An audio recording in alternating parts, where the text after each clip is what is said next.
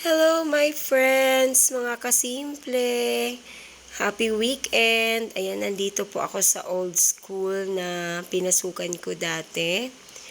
Yan, dito ako sa Golden Vineyard. Ayan, may aso. Hello.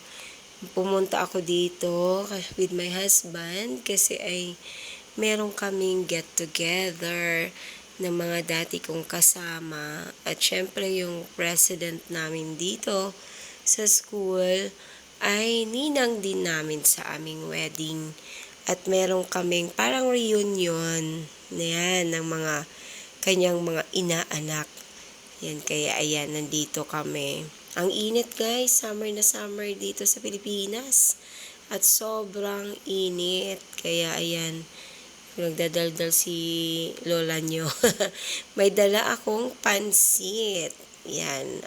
Alam nyo guys, hindi ko alam kung ano talaga yung dadalhin ko sa potluck. Pero alam mo, lahat talaga ng bagay kahit ano pa yan, ipagdasal mo. At bibigyan ka talaga ng sagot na hindi ka magkakamali. Yan. So, nag-pray talaga ako kanina kung anong dadalhin kasi inisip ko baka mamaya yung dadalhin ko ay yun din ang dala-dala nila. So, pare-pareho na kami ng mga dala.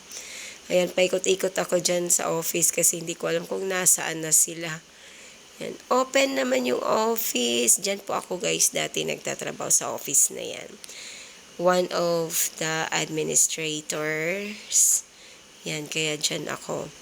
And then, ito na, iba-iba na kasi, parang lumawak na yung mga buildings.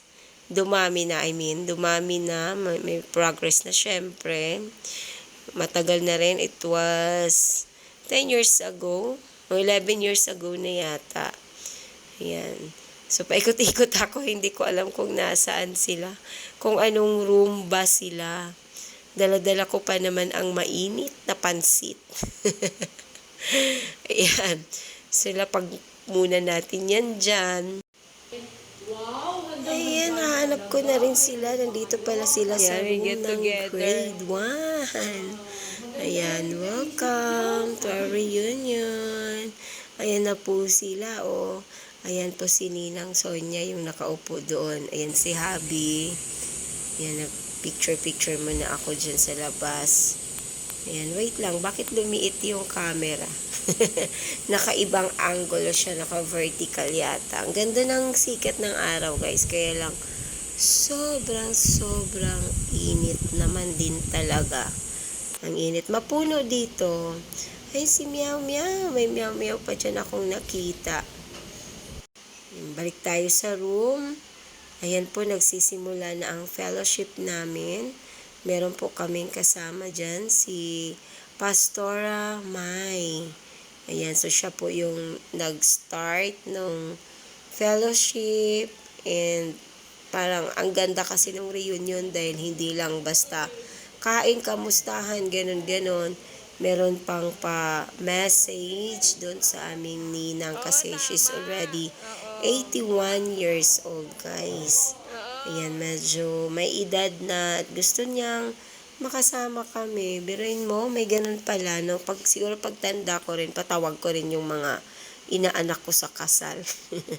Ayan, para ang ganda ng question doon sa fellowship namin. Bakit? Ano ang reason bakit kinuha siyang ninang sa kasal? At ayun nga, everyone was sharing kung anong nakita ng quality. At ganun nga talaga yun guys, kapag kukuha ka ng ninang sa kasal mo, dapat kilala mo at dapat alam mo yung qualities. Kung minsan yung parents mo ang kukuha, dapat tanungin mo ano bang qualities meron sila, bakit sila yung kukuhaning sponsor or ninang at ninong sa kasal. Ayan na kami ni Sir. Nag-share na kami ng aming sagot kung bakit namin kinuha si Ninang Sonia na sponsor sa aming wedding. Kasi si Ninong Dante, sad to say, he passed away 2014. Kaya hindi na namin siya kasama dyan. Kaya mahalaga guys, yung mga ninang natin, kukumustahin din natin sila, no? Maganda rin pala may ganyan-ganyan, reunion. Hindi lang tuwing Pasko. Dapat merong yung get together. Yan, maganda po yung naging fellowship.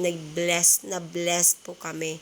Ang daming magandang sharing about sa friendship, sa pagiging inaanak at pagiging ninang. Anong mga maganda. Kaya hindi ako nagsisi na umattend kanina kasi talagang ang ganda.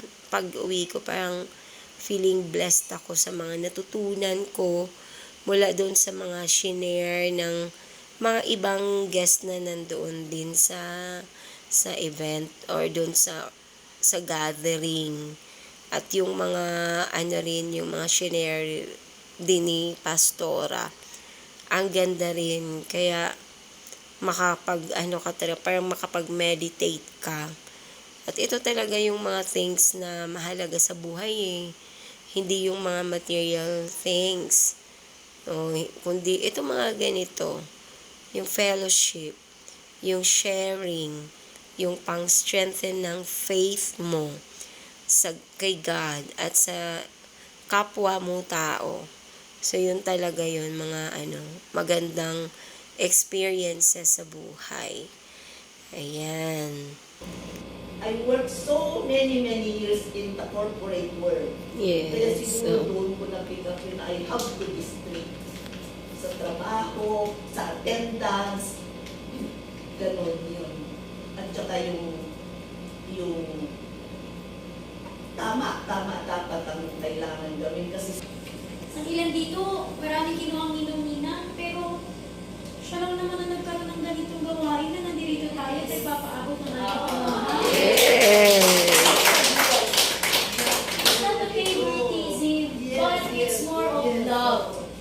At syempre, after ng fellowship, ayan, picture. At kainan na. Thanks for watching. See you again next video. Bye. Love.